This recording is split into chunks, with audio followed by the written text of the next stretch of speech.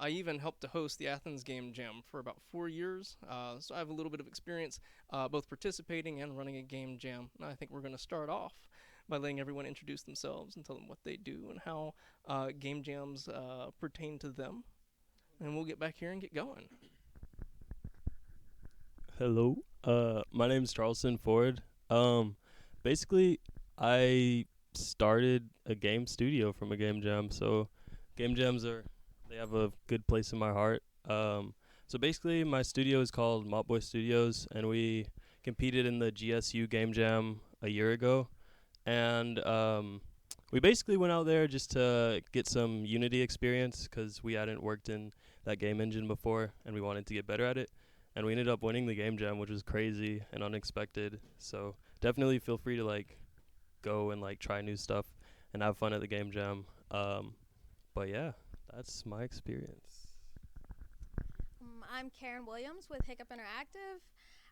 I have done several game jams over my time. Actually, I met Zane at a game jam, and kind of that's how I got more directly tied up with IGDA. I'm also the latest member that was voted on the board, so yay. So, as far as my accolades from game jams, it's mainly just been I've met a lot of people, I've made a lot of friends, I've made a lot of connections. I've developed a lot of stuff and kind of refined my skills a lot. So it's a great experience for me. Hi, everyone. I'm Reneau Marshall. I'm a student at KSU. I've been doing game jams for probably 5 years now. Mostly the digital ones that are coordinated through various platforms like itch.io and whatnot.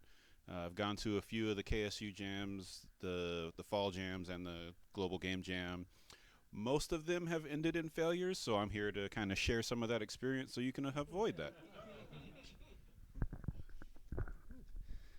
Hello, I'm Jason Hillhouse, currently at Georgia Tech Research Institute, but the last year I've spent working on my game, which came from a game jam project.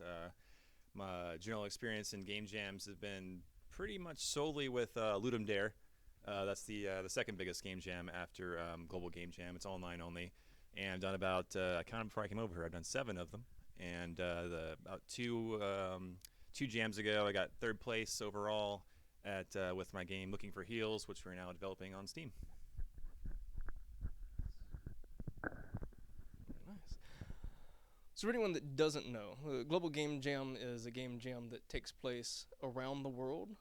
In local times, everyone starts, I believe, 5 or 6, off of a theme that is decided, and everyone around the world works to that theme based on their local time zones, and it goes around for 48 hours. For those that don't know what a game jam is, this is an event where artists and developers and audio people and storytellers and all kinds of different disciplines get together to try and make a game over the course of a certain period of time. For Global Game Jam, it is a weekend.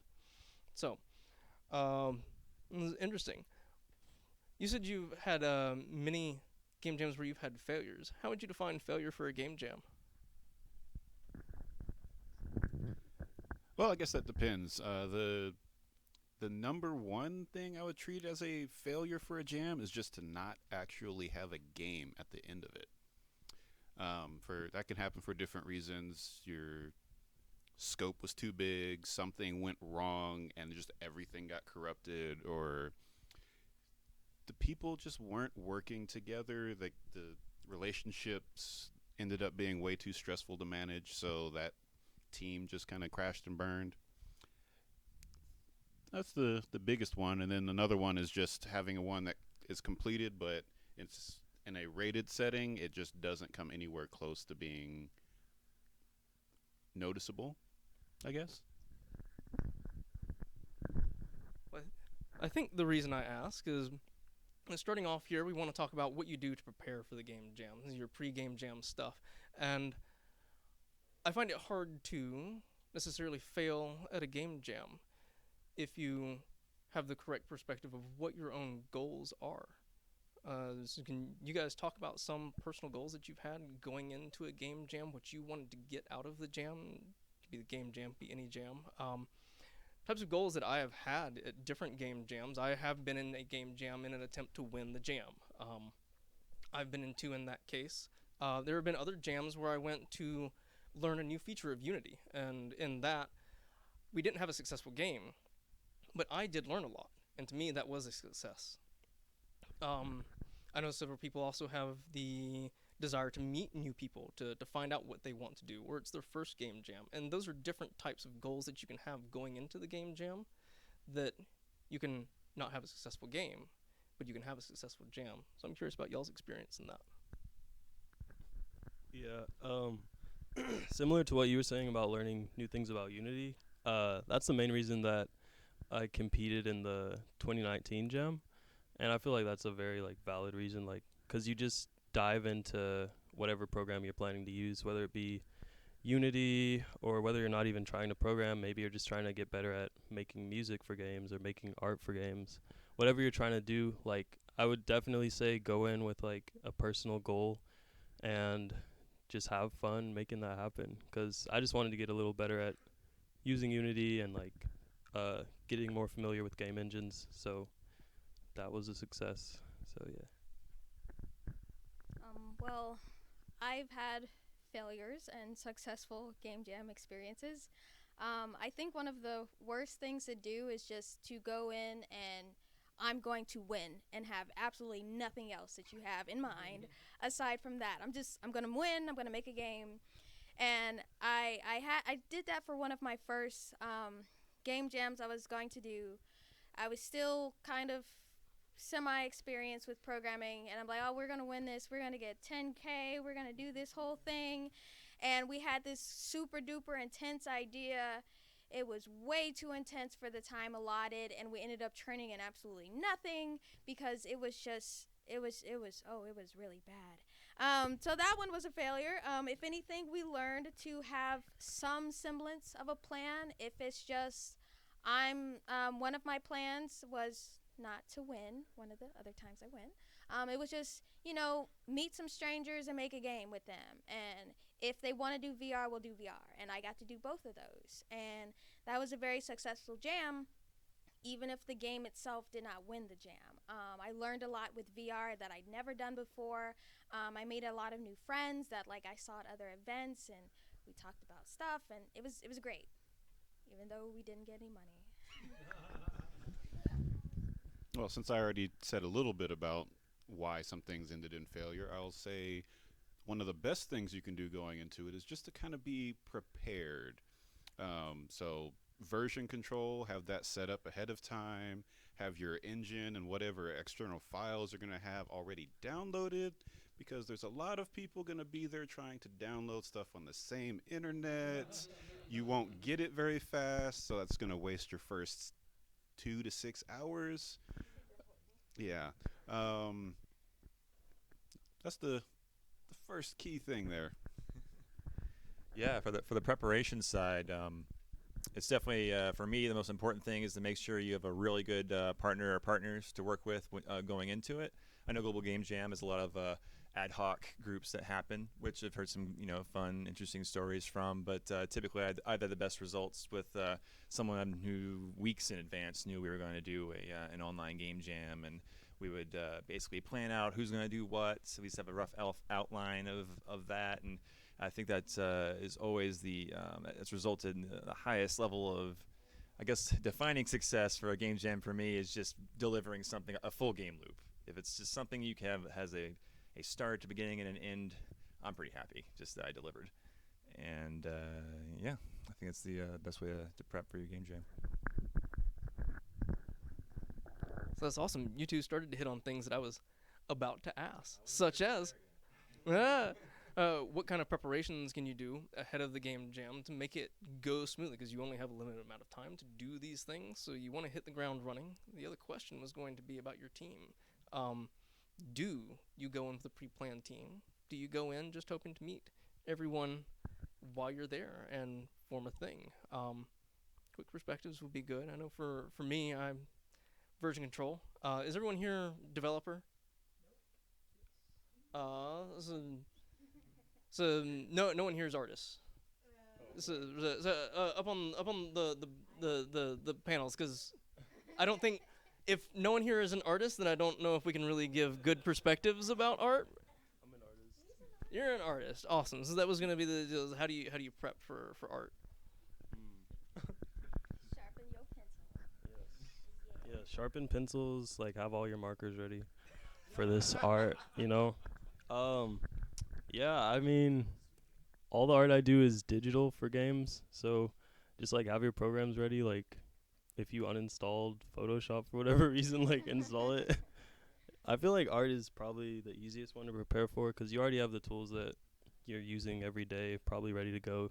Just need to boot them up. And if you don't have them and you're like trying to learn new tools, maybe like just download them early, like they were saying. So maybe like you're trying to get into 3D modeling. If you don't already have Maya or whatever you want to use, maybe Blender. Blender is free, so yeah, you can download those before you head to the jam. But yeah. I guess going back to the team thing, I went in with a predetermined team, and we were like a team of 3, and I guess like some of our team members were shy, so they didn't want to like add new people, which is fine. But yeah, that worked out pretty well. There was just 3 of us, so I guess just know the smaller your team, the more work you're each gonna have to do. I think the teams are usually like 3 to like 6, maybe. Yeah. That's yeah, so like obviously bigger team, like you can spread the work out more. But if you go smaller and just want to go with your friends, that can work too. But yeah. Um, I've done jams where I went to the jam by myself and planned to get on a team with people. That has been a positive and interesting experience. I did meet some new people. You kind of can gauge their skill set from there, and like splitting up ideas. People were very open. There were like some curbing of ideas to help get things set, since we did have very different skill sets, so that's something to take into consideration. um, if you are working with someone that you're unsure of, like they may or may not be as skilled as you are, and that's something that have to be willing to work with. You're not going to make a AAA game in someone that just started coding a little while ago. In a weekend, no, not in a weekend either.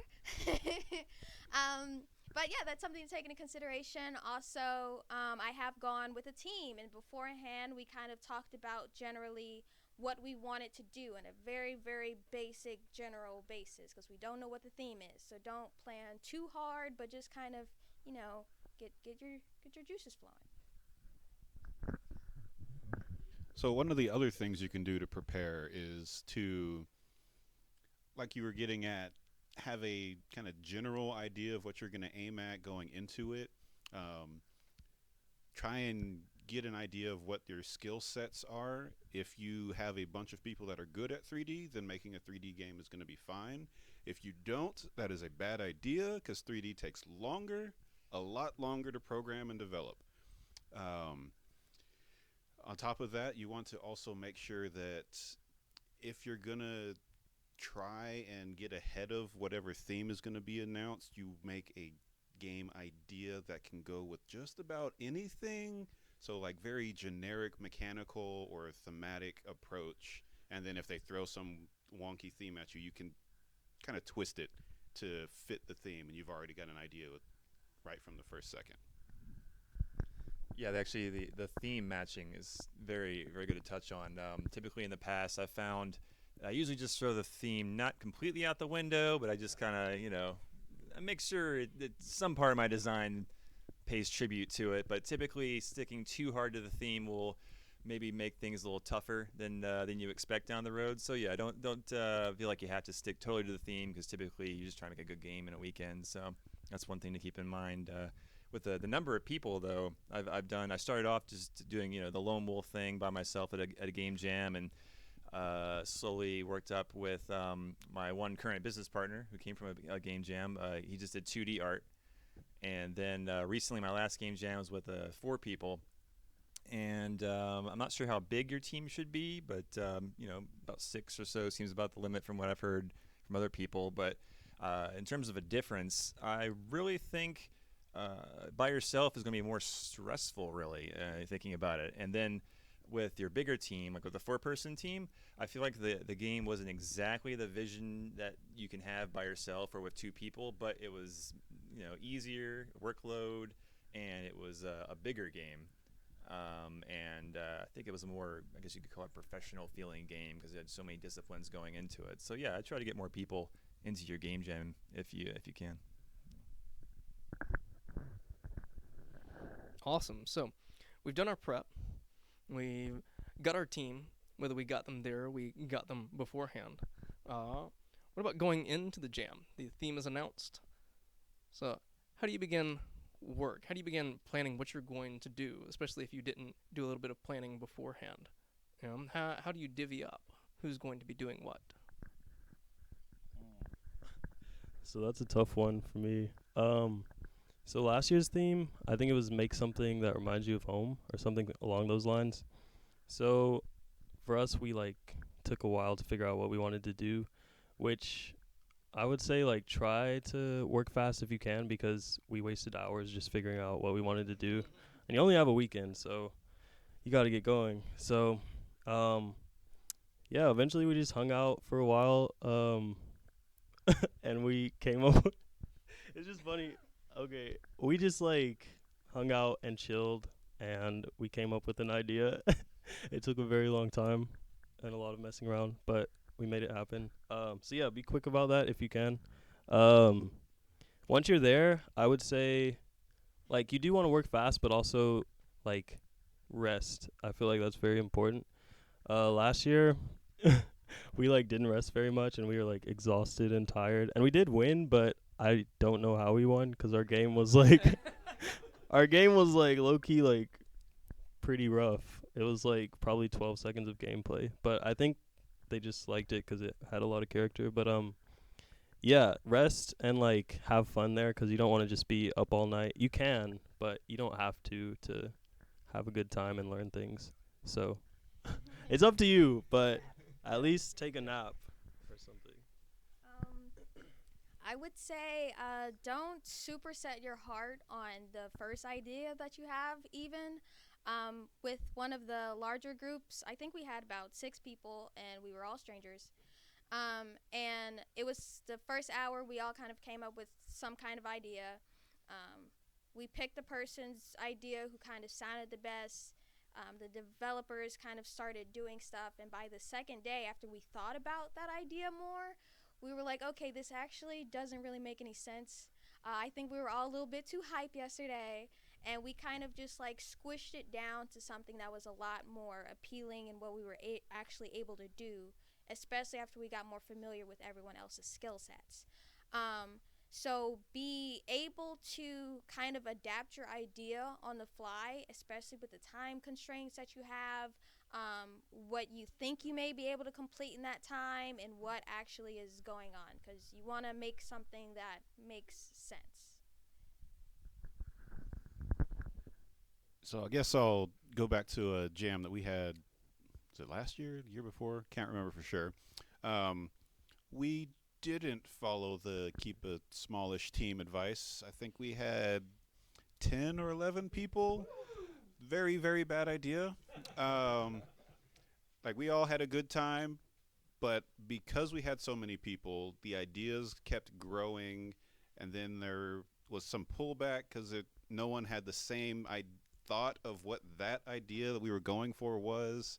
And then halfway through there, we had a version control huge issue. All of a sudden, no one could use the right stuff, so we had to completely kill everything and re-upload it all, which ended up wasting 6 hours of time, and that's just not what you want to do in the middle of a 48-hour jam. So try to stay under 4 if possible, 4 or less. That's the best pre-advice I can give you. Find a sound person as soon as you can. Sound makes games. You could have just boxes moving around, but if there's good sound behind it, it'll become fun. So just find a sound person, or do it yourself and learn quickly. Counts for music too. Yeah, could change the entire entire game. Just oh man, I've had good stories on. The only comment was they liked the music and they gave it like a 5-star rating. I'm like, all right, got to put that in there. So don't forget that. I guess thinking about it, I can't think of. I kind of follow a pattern every time. Whenever I do a game jam, and it's basically Friday night. I don't go to sleep, or we don't stop the Skype call until we basically have an idea and some loose way of how we're going to accomplish it in 2 days. And that's actually the most fun part because you're getting really excited, really hyped up, and the ideas just keep flowing. You're just building your friends' ideas or your partner's ideas until you just have to break it down a little bit, and you basically just keep exploring new ideas and bringing it back until you find something that's very doable. I think that's the most important part whenever we meet is making sure that we get really excited, but we always bring that idea back into something that could be done with a single mechanic and done in a couple of days. And that's my favorite part of Friday. And then Saturday is just heads down work. You are doing your best just to get as much content and many features into the game as you can to basically get ready to start figuring out what's not going to work for Sunday, because it's just this constantly morphing beast of trying to figure out, all right, is this too much? Should this feature stay? Should we have more characters here? It's really what Saturday is all about, is just figuring out if you've scoped right. And then Sunday is just the wrap up, typically. Someone in usually one team member, which is fine if for coding merge purposes, if your old code base is blocked because there's too many people merging, it helps to have at least a main person so they can wrap the game loop up, and just get that thing just playable to get it ready for the submission. Before moving on to the next question, I'm going to put in some of my 2 cents, especially about sleep. Sleep is important, and it was brought up, but really for a 48-hour jam, you can get by with like 6 hours a night. Like, you really can, and in fact, you're going to perform better by doing so. If you go too long without sleeping, you're going to start introducing bugs, and then you're going to try and fix those bugs on no sleep, and therefore introduce more bugs, and you're just going in this circular pattern of squashing bugs and making more bugs. And you're less likely to do that if you just sleep some. Sleep some. Even recommend going home and taking a shower. But that may not, if people travel, they might not be able to. But, You can Yep. go to the bathroom, you can run the sink, you can get some paper towels, you can freshen up a All little right. bit. It's a thing. But definitely sleep. We got started talking about scope. So, how do you manage scope? Because you've only got 48 hours to make a thing. Like, that's it. You got wonderful ideas that are flowing in that idea creation phase, like, and people have conflicting interests. Like, how do you determine what's going to fit within scope? What type of things are going to get the machete? When do you start calling the machete? Dang. So, yeah, our game ended up being about 12 seconds of actual gameplay, and that is because we definitely overscoped what we could do in 48 hours. So our idea was basically a platformer slash a little bit of top-down, but 2D game. And yeah, that's a lot to make in one weekend, especially if you're new to a program. So at the end of the jam, you're going to get to see everybody else's games and see what they made. And I think that a lot of the more polished and complete-looking games had like a very straightforward idea of what they were, and they weren't like crazy in-depth stories or anything like that. Not saying that you can't go for that, because you can if you want to. We're continuing to make our game, and it has like a story and everything. But the ones that looked the best and were the most able to be shown off were like very simple and more focused on gameplay. So like I guess it could be good to think more of what would be fun to make versus like a crazy overarching story or anything. And that'll help you a lot with scope, because you won't have to plan an entire narrative. It's just like making something that's enjoyable to play and to have fun with. So I think something that helps a lot with keeping scope in mind is communication. If you're a developer, if you're an artist, if you're a sound guy, just like letting your teammates know either how far along you are, like, oh, I don't think we're going to be able to make 6 unique sprites. I think we should knock it down to like 4. Like being able to convey those type of things, like understanding that it is a small amount of time, but also being able to get done well what you can get done, as opposed to having 6 pieces that are completely unfinished but you have 2 that are completely finished. Like, it's much better to have the 2. So speaking to other people, it doesn't have to be that someone is necessarily a leader with the game jam situation, but if someone else isn't doing it, maybe you just, hey, you guys, how are you coming along? How are things going? We kind of only have 2 hours left. You kind of want to submit something. just talking to people, getting that through, and communication is so important. So, scoping, it really comes down to looking at how much time you have, what the team can do, and what your goal is. If you're just trying to learn an engine, don't worry about the scope. Do whatever you want to do. If you're trying to complete a game, pay attention to what mechanical approach you're taking. A turn-based tactical RPG, you're not going to finish that in 48 hours. There's too many systems that you have to build and tweak and make sure they all connect properly to be able to get something out the door that is playable. Take a look at older arcade games, the 80s and 90s. You're talking from something as small as Pong to something in the 1942 vertical scrolling shoot 'em up. These are games that you can complete pretty quickly. You can get that core gameplay loop going. Then all it is just polish, make it fun, and then it just feeds itself. It feeds the team to make more, make it better, if you have the time to do that. Yeah, that's definitely a very similar strategy. What I've done in the past is, typically when I get down to it, I just want to do one single mechanic. I always do more mechanics, we always overscope a little bit, but the more I can cut back, it's easier for me to cut back than it is for me to focus on one mechanic. So I just focus on the cutting.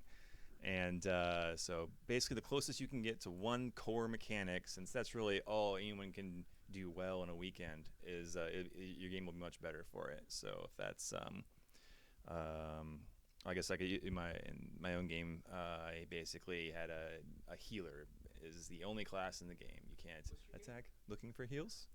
Available on Steam Early Access now. But yeah, it was basically, we had this whole genre of RPGs to work with, action RPGs, but I had to just limit that down to what if you could only make the health, if you could only affect their health in terms of healing, shields, and maybe move them a little bit. And that was it. There were no multiple classes, it was one single boss fight that just, slowly ticked away over 5 minutes. So 1 is your favorite number when it comes to scoping pretty much anything in your game jam project. I would like to kind of add to that and have a similar opinion. Single core mechanic, but a slight difference to it that I found works well is finding small slices to implement. Karen and I did this on our last game jam, and it was only 24 hours, and we think it worked well. We were able to get essentially 3 of those individual slices together, but we had planned for more. It was a deal like, we know we have an extremely limited amount of time for this, so we're going to make what we can make. And you're still in a similar situation here. So get your core mechanic and get that fleshed out, but then identify individual slices that you can get that focus around that mechanic, and you can build those out. And so you're doing actually less cutting itself, because this is a vertical slice that we're putting in. I've found that works incredibly well for getting the majority of your idea across, scoping for time, and honestly not hurting people's feelings because they're having work that they're doing being cut because it couldn't make it in time. But now, moving on, so we've got our game, right? We've submitted it, and maybe we won, maybe we didn't. What do you do after the game jam's over? Like, do you try try to publish your game, make a company out of it? Do you put it in a portfolio because you're a student and you're trying to get your first job? Do you guys try to do something afterwards? All right, so before you even think about making a studio, like stay for the awards, because like you never know, because you might have won even though you thought your game was terrible. So don't leave until after the awards, because things happen and surprises happen, miracles, I would say. But yeah, so stay for that. But yeah, if you like your team, if you guys work well together, definitely consider like continuing your game or working on future games, at least staying in contact. But yeah, I started a studio from the Game Jam last year, and we've been to a few different expos. We went to DreamHack, we went to MomoCon, and yeah, all that started just from a weekend, just trying to learn new stuff. So, and if you don't win, like, don't feel like it has to be over, because we've learned so much more than we learned in that weekend since then, just by continuing to work on our skills and work in Unity and different programs. So, yeah, if you enjoyed your company, feel free to, like, keep hanging out and keep making stuff.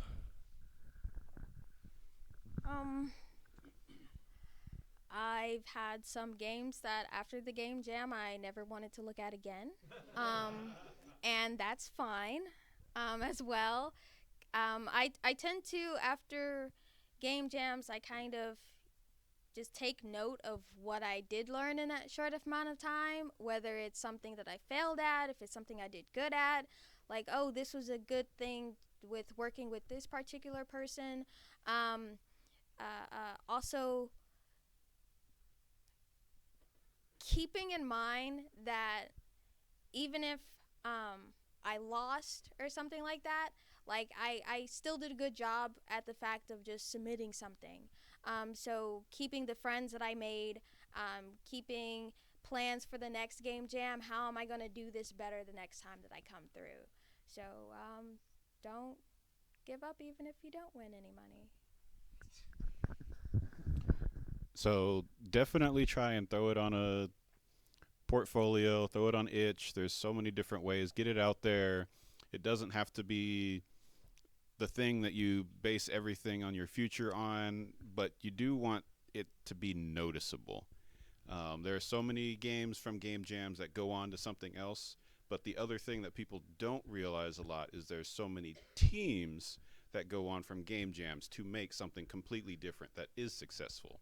So the people that you meet, the people that you work with, they could be the people that make the next big game with you, or maybe not the next big game, but the game that just becomes sustainable for you and your team. Yeah, definitely reiterate the itch.io. If you're a younger developer, you should definitely be focusing on as many game jams as you can to get that portfolio up. If you can, if you're looking to go professional and you have 3 or 4, finished, not even, that's pretty much the only word they'd be looking for, finished little projects on itch.io. It's great work to show. So it's always something you should want to do after the game jam. And then in terms of what you should do with the game beyond that, really I feel like a game jam is the like a fully realized elevator pitch. You have, it's gone out of the does it sound good phase. You can actually see if it plays good. And if it did well in the jam, that's a good indication. If you can give it to people after the jam and they just can't stop playing it, well, maybe you should, work into a 6 to 12 month project to bring it to Steam or free to play on itch.io. Just publish it. All right. I think that's about the time. Do we have time for QA? Yep, we have time for QA. So we've had a number of comments and suggestions from in chat. So I wanted to jump into a few of those before we turned it over to everybody else. Yes, we've got a second mic for a change. Thanks to our Patreons who paid for us to get another mic set up. And a whole big box to let it go through. Patreon for Georgia Game Devs. Patreon.com/Georgia Game Devs. Your place for good, I don't know, something or other. Anyway, we have a number of comments and questions from in chat, especially from Bean Borg, who has run the Athens Game Jams very successfully. Thank you, Ben, for that. Let's see. A number of comments. First of all, he was all over the sleep suggestions. Do it. He can talk about times when he felt awful and just sleeping brought him back to life. Like to add. Sleep. I like this comment. It goes into your comment about staying for the closing ceremonies. Be sure to spend time meeting other teams and checking out their projects, especially if the site doesn't have a dedicated playtime at the end, because you'll be amazed at what you see and learn there. First fascinating question. How late is too late to pivot? How do you value being flexible versus not losing work and time if things need to change? I really think that's a judgment call, although a good judgment is probably midday Saturday. Yeah, it's a judgment call. I would say earlier Saturday. I feel like the chunk of your work is gonna get done on Saturday. So obviously the earlier the better, but early Saturday before 12, I feel like, yeah. I would say it depends on how drastic of a pivot that you're trying to do. If you can salvage some of it, then from there, I would definitely say don't do this on Sunday, do it on Saturday, but try to salvage as much as you can with your pivoting. It's never too late. You just have to change whatever you're working on into a 12-hour jam, 6-hour jam, a 4-hour jam. You can make a game in an hour. It just won't be as great of a game. I would say examine the reason why you're pivoting, and if you should in the first place. If it's just because you don't think it's gonna be very fun, you don't really know. It's just a game jam. Just go with it. You got 2 days to finish something. Just finish it and see what happens. Yeah, what's the worst you've lost? 2 days? What's the worst you've lost? 2 days in your life? All right, we've got more comments and questions from chat, but I knew there's some questions in the audience. So someone want to come up here and ask a question? Okay, sure. Just let me navigate around the food, and there goes my phone already. I was wondering when that was going to happen. Okay, testing. Hello, me again. Right. I keep hearing about how it's good to also have a small team, which I can't agree, though also great to have a big team, too, because we had, 21 to 16 people on my team last year. I may have, attacked so-and-so, anyone who so much as wandered into our halls and dragged them to our room, pretty much drafting them if they would, let me into our team. So, hey, it worked. Second place, even though our game was complete. But I want to ask, what do you think is the best kind of way to put people who want to help you out but aren't, great in programming, art, or music? For me, I found that helping them do notes and keep the communication going helped a lot. But I want to know what you think about, I guess, finding what people are best at and utilizing skills that you wouldn't traditionally think of as helping game development. One thing is ask. Ask what people either say they are presently good at or are interested in learning, because some of that may not be necessarily making the best game possible. If they are looking to learn something new, cool beans, toss them at it. Say go for it. If there's someone else on the team that is experienced with that, maybe set them together. More or less. We'll go with that. I may think of more in a minute. But yeah. If you are going in with your friends and you are all trying to learn something new, then it's easier because you're all at the same level. So maybe, if you're going in and you're just trying to learn, you can get on a team with other people like that, and you can all struggle together. But yeah, probably getting with more experienced people could help you out if they're willing to help you. I guess you'll have to gauge that on the kind of vibes they give off. But yeah, there's always tutorials online. So I would just say don't lie. If you know that you're not that skilled at something, just be honest about it. I'm still kind of learning. I want to do this, that, and the other, and just aim at very small, feasible tasks. Don't promise a whole ton and then, team comes looking at you for what you're missing. Just be open about it. Most experiences, everyone's very helpful. Even people from other teams will be willing to help you with some things. So just, ask if you're unsure about something and be honest with if you feel comfortable doing whatever that you've been assigned to do. So this might sound mean, but get them to play test the game.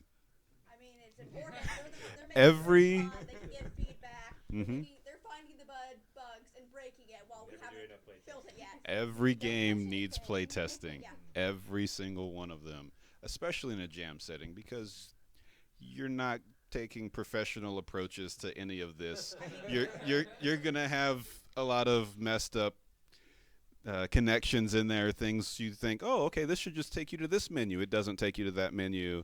So, play testing. There's also a lot of writing that's involved in most games. So get them to do some editing. If they want to learn something specific, let them learn something specific with you. If they don't, there's plenty of other things. There's project management, just coordinating the team. Oh, yeah. Yeah, you see, that's what I did last year. I somehow bumbled my way into the director position, even though I was very early in my education on games. The larger the project, the more likely you're going to need someone that's going to have to become the version control wizard. If something goes wrong, it's their job to try and figure it out so everyone else can keep going. Yeah, I think Pirates maintenance tasks and playtesting. Playtesting is like divination. You just need a lot of it, and you just gotta make a gut check on what you should do next. So the more playtesting you can get, the better. And then any amount of additional help on someone who's more dedicated to a task that they can add to it, or someone who can just basically check your work is great for additional help like that. Got a life hack for audio and voiceover people that's kind of associated with this. Unless the game is super music heavy, you don't have to stick with one team. All right, we got a bunch of other comments and questions from chat. One of them, one problem I have with all my games, jam or not, is after it's finished, I always see it as the best thing ever and expect it to win and do well. And then weeks after, looking back, then he sees all the flaws. Next question, do you have any tips? Oh, yeah, you're right. Do you have any tips for being able to see your project more critically while it's in development and approaching completion?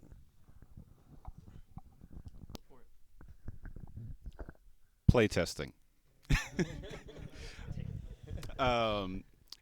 To really look at a game critically, one, you have to play test it. There's no way to know how it performs unless you're playing it, because that's what a game is. You play it.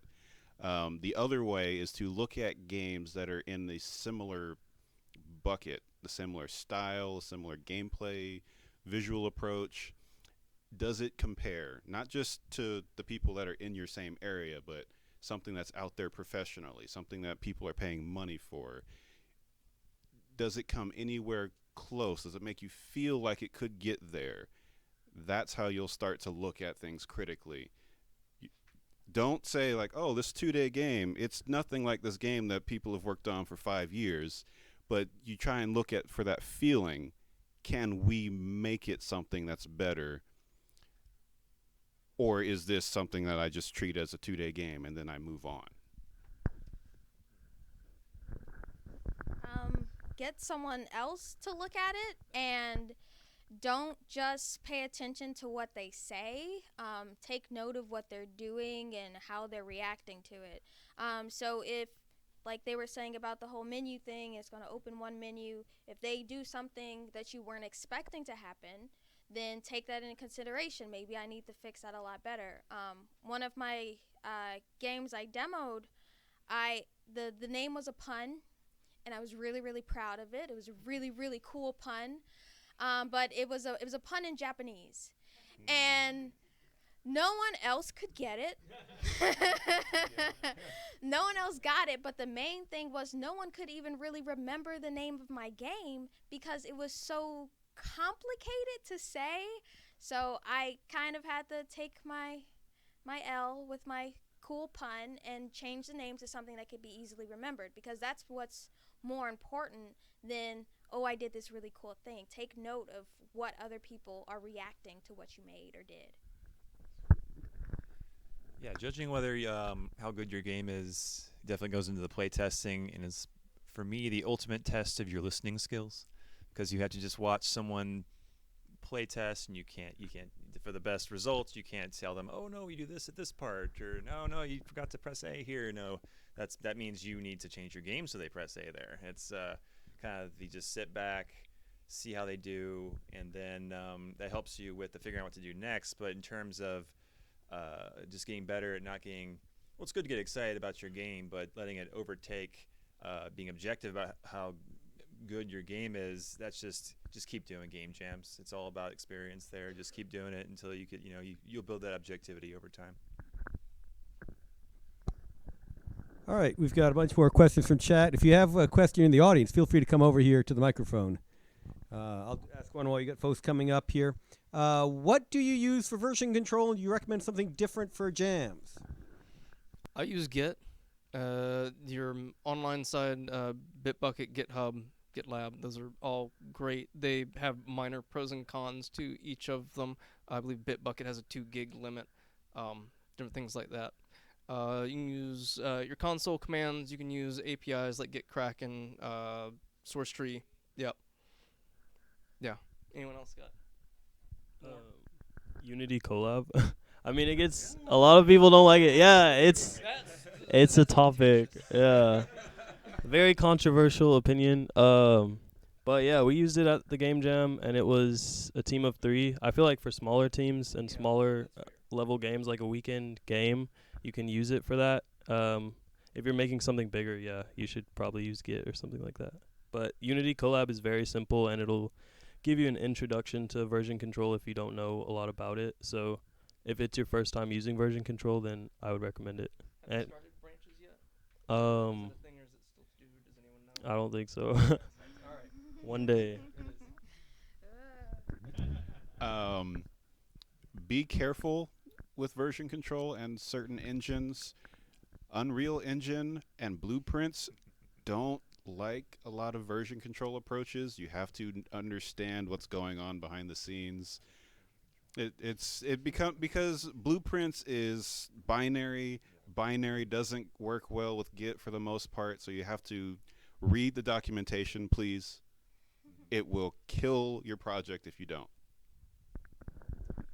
For similar reasons, in Unity, on a team of various skill sets or various skill of using Git, I find it almost easier to just have one person who's doing all of the merging, all the assets, putting them up, just like the engine master who's just taking all the new content and merging it manually. If you're more skilled, if you've got some mileage with Git, you could probably do some better merges, but follow some good rules. For me, never merge a scene. You just never know if it's going to conflict. Never merge a scene. And in art assets, but then code typically can merge all right. Small tip specifically for Unity. Make sure to serialize out all of your savable assets to text. You can go into the project settings and do that. Another good workaround for having scene conflicts, what I've found both professionally and for game jams, is to allow people to work on new features within an additive scene. This is a great newer feature of Unity, and so that is your scene in your ownership, and at a time when everyone agrees that can be merged into a full proper scene, you can do that, and there is less likelihood of issues. Use your prefabs. Nested prefabs are great. Hi, I'm Tom. I'm a SCAD student, but I'm more of a programmer. So my question is, the first time I did a game jam, a 24-hour one, is I was on a team where we had a lot of trouble like getting one idea. Like we had half the team who had this idea. It's like, oh, it's gonna be great, and then the other half was like, ew, no. And like for me, I was the programmer, so like it was hard to like manage like a bunch of ideas. Then we would be like halfway through, and then someone was like, oh, I think this would be cool, and everyone kind of starts thinking of that, but then it just diverges from the project. So my question is, what kind of tips do you guys have for having a main focus as your idea and then keeping it? And then if any new ideas come along during the process, how you approach them in a way where they could be done? One suggestion is, especially if you have a pre-built team, pick someone to be the leader. Let them be the one to make executive decisions.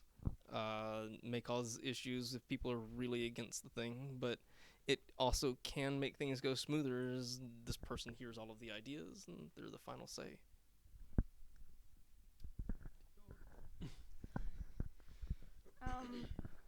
I would say, like, as a developer, working with, like, a lot, whenever artists outnumbered the developers, they tend to have very, very amazing ideas, but don't quite comprehend that programming that takes a lot of time, you guys. We only have 2 days. So trying to not necessarily completely dismiss their ideas, but try to say, like, hey, that sounds awesome, but implementing that programmatically is really time consuming. We have to stick to this smaller thing. If we get to this point by Saturday at 5, we'll add in this other thing. Like, try to let them know, remind them that there is a time limit, and these things are a lot more difficult than just thinking them up or drawing them, things like that. This is where soft skills come in major, like it just pays dividends. Learn how to work with each other. If you can't work with each other and there's a bunch of conflicting ideas and it's happening early on enough, that's a sign that you might actually need to split the team. That just came up in chat. Perfect. It's a very tough decision, and you have to do it in a way that doesn't break relationships.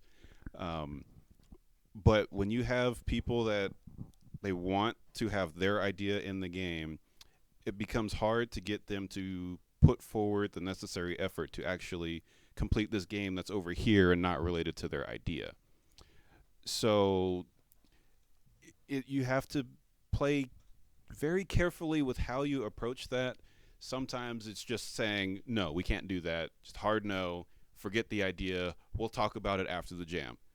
Another time is, I think you need to find a different programmer and break off into this other thing. Or, better yet, help them find a different programmer. Don't just leave them off by themselves. Yeah, and if you really want to keep that team member, or if you have a small team and you really just want to, make the best of it, try to integrate the idea if possible. Never add, try to replace or integrate, because you want as few features as possible. So adding's probably never going to be an option. Okay, we're going to take 2 more questions, then we actually have a couple more people to talk on the jam site. So, introduce yourself and ask a question. My name is Jordan, and I'm also with Mott Boy Studios, but I have a question for everybody. And that's just, if you, how far have you gotten out of your comfort zones at game jams, and would you recommend, doing what you know more, or trying to really, maybe try a little different genre or a completely different thing? How far should you go in pushing yourself to do something new at these jams? Of course, without the idea that you're going to win something, but yeah. So until you added that caveat at the end, I would say it all depends on your goal going into it. If you're looking at winning, try and stick to what you know, because you're losing time to get something accomplished in the end. If you're not looking at winning, it really just depends on you and the team.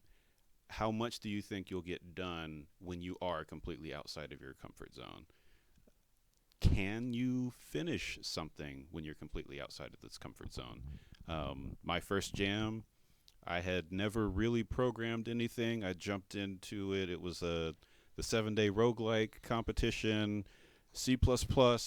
Bad idea, but it's just got it something done. It was a playable game in the end.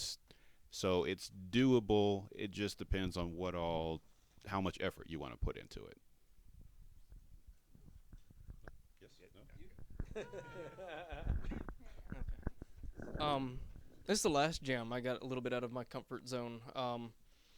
Though what I would recommend out of this is we kind of attempted to do 2 different comfort zone things in a 24-hour game jam, and the realization is that you can only do one, and we made a decision on which one that was going to be, and we just stuck with that, and it was what it was, but it worked out well. If you don't mind, I do have comments. All right, I'm Colton. I have done plenty of game jams, and I've found a measure of success in the programmer and project manager roles. And some things that I wanted to add is I think it helps a lot having kind of like a task board set up with prioritization, so that way you can kind of set up things that you have to have done for you to be happy with turning in the game. It allows you to kind of fail more gracefully, if you wanna say it like that.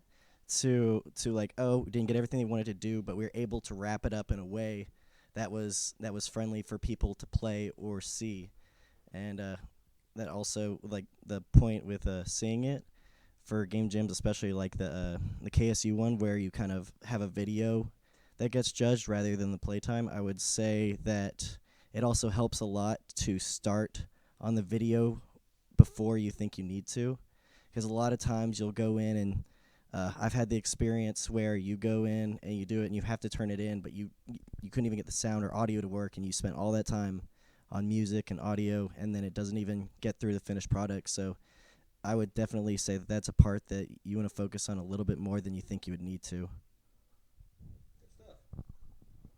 All right, we are well past 8 o'clock, and we do have a couple more speakers coming up. So let's thank our panel. Yay!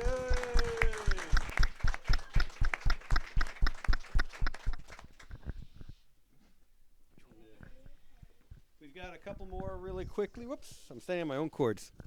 All right, so one thing that we also always do that I forgot to do at the beginning are folks who are looking for people to fill positions for them right now.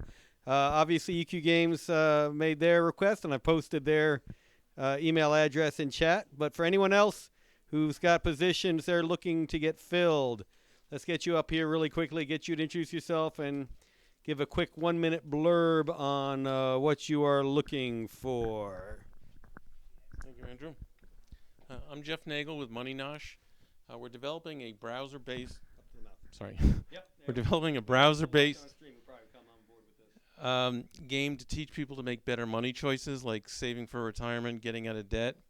We're looking for a UX graphic designer to help with some of the game flow, with help with the graphic design, 2D graphics, plus if you could do SVG graphics or CSS animation. And you can reach me at jeff@moneynosh.com. Thank you. All right, thank you. Anybody else have looking for someone to fill positions? All right. Really quickly, Dr. Franklin, if you join us, talk about KSU. And while he's coming on up to talk a little bit more about the KSU site, all of you folks who will be competing in the jam or participating in the jam who are programmers, raise your hand. All right, look around the room. Everyone who's an artist who will be participating, raise your hand. Everyone who's a designer who will be participating. Everybody who is an audio person who will be participating, raise your hand. Anybody who I've missed who will be participating. All right, so if you're looking for jam folks, after this we'll have another 45 minutes of networking. So seek each other out, form those teams. And if we had questions about the KSU site, do you want to give us a brief synopsis of what's set up at the KSU site? Kat told us a little bit about the main event. But if you have more to tell us, please do. Otherwise, we'll hit you with questions. Sure. So, I, without knowing what was said before, I apologize. Turns out there's, if you've ever heard of traffic before. It's a real thing. But we have our standard setup. Obviously, we take care of food, the main food there. Bring your snacks and things you want. The open site will be there, plenty of room, plenty of available digital technology, networking, pretty much everything you need there. So we have a pretty nice site. It works out really well. We've not had any trouble with it in the past. People love it, and so we have a good time. We'll also be there. If you're looking for a team, we'll have a lot of people that are there looking for their very first jam. I'm a big fan, if I can just make my little mini testimonial, I'm a big fan of being honest. Someone made that comment earlier, and I'm like, yes, that is a real thing. But being honest doesn't put you in a bad state. It just makes it nice. So it's okay to host people who have no idea what they're doing and just say, that's cool. As long as you know you don't know anything, then come coast along beside us and learn and watch what we do, because that's how you learn. The only way I know to go from not knowing to knowing It's by watching, learning, and doing, right? So that's a great thing to invite people along. But we have a lot of people that are looking for games. We have a lot of coders there. At KSU, we're coder heavy, of course. But we have a lot of people that are artistic. I'd never want to confuse that with being an artist. But we have a lot of amazing people. We have a lot of sound designers, a lot of people that are doing things like AI, multi-agent systems, that kind of work. So, yeah, that's what we do. 24/7, 48 hours straight? It is 48 hours straight. Yes, you mean so it's a round-the-clock site. The fair warning is always that we don't control the locks, even though we ask them to leave them on. So the worst-case scenario that just locks the doors at midnight, and you just have to have a team member come. So don't everyone go at the same time to Taco Bell. So 4 a.m. Taco Bell run, do that. Shower facilities again? There are shower facilities located at your house, or any of the motels around town. It is not permissible to do that. It's not just that it's hard to do, but we're not allowed to do it. It's a health thing and, rules. Can you take a shower? That's how creative you are. That's, the sink shower is a real thing. We do discourage college showers, which is believing that Axe body spray will cover your funk. That doesn't help. Now we just have two nasty things to deal with, so don't go there. So we won't have showers, but certainly the site's easy to come and go to, so you can do that.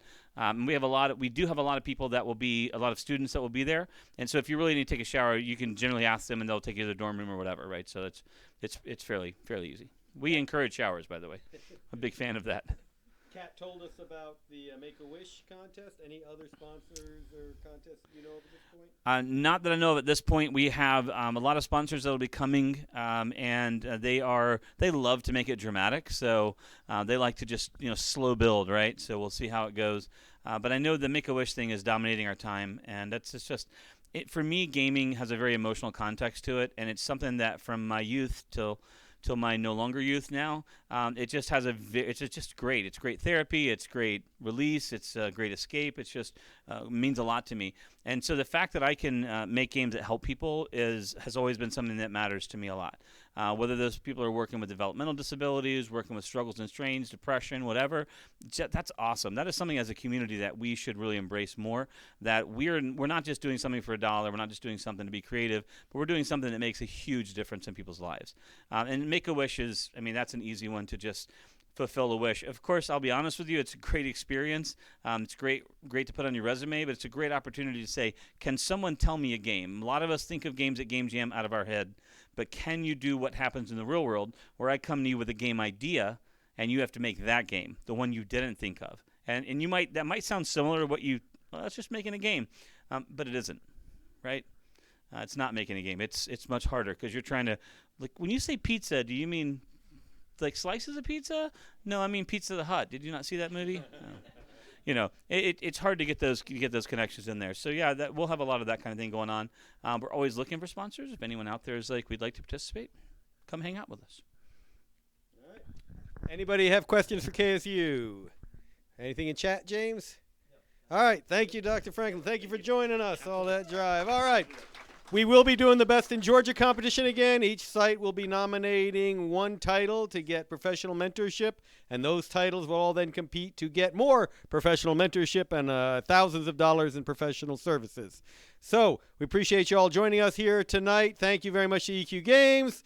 Thank you very much to Strongbox West. Thank you to everyone on the stream, and thank you especially to our panelists tonight. And see you all in February.